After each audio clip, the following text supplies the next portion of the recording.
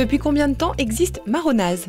Alors Marronaz est né en fin 2008 à Vincent d'Aude, l'initiative en fait de Patrice Décubert, un des membres du groupe qui joue de la PQ, qui n'est pas là malheureusement aujourd'hui, qui en fait au départ voulait amener un peu de monde sa case pour jouer de PQ. Et de fil en aiguille, on a joué de PQ, on a repris quelques textes des classiques, ou repris ou massacrés, je ne sais pas comment dire ça, mais on a repris des morceaux de Alain Peters, de Daniel Waro.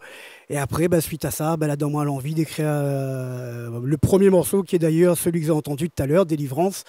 Et donc Marronaz est né de là, l'initiative de Patrice de réunir des gens. Après, elle a greffé plein de personnes dessus. Et le départ, c'est ça. Vous n'avez pas choisi le traditionnel, néanmoins, on ressent le maloya. Non, moi la pure tradition, m'y pas faire, m'y aime le monde y fait, mais on a bouglé très fort pour ça. Moi-même, moi pas très fort pour chanter le maloya purement, mais m'a pas l'idée de comment arranger le morceau et tout ça. Donc c'est vraiment, mais il tenait vachement à cœur de garder le rouleur et le kayam comme base de la musique traditionnelle rayonnaise, et après greffer de la suite des guitares, des basses, et après aussi de chercher à mélanger avec d'autres musiques, en fait, d'autres styles de musique. C'est un peu ça notre Marronaz là-dedans. Votre premier album s'appelle L'Embellie. C'est une manière de positiver? Il faut écouter le morceau, après on va dire moi s'il est positif ou pas. En fait, c'est un morceau assez personnel dedans, et il trouvait que...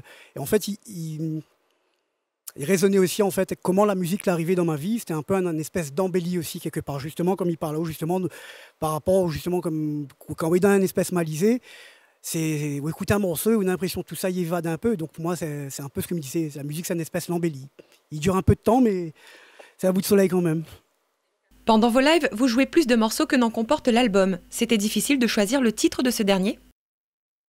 Ouais, c'est pas évident parce que en fait on nous marche d'une façon où tout le monde a son mot à dire, quoi. Et donc de voter par référendum, et d'un morceau à gagner, d'un morceau à pas gagner. Et voilà, quoi, ça se passe un peu comme ça. Voilà, les prochains pour le deuxième album, ouais, exactement. Merci Marronaz d'avoir été nos invités de la semaine. Belle continuation à vous. Nous on se dirige à présent vers l'agenda de la semaine.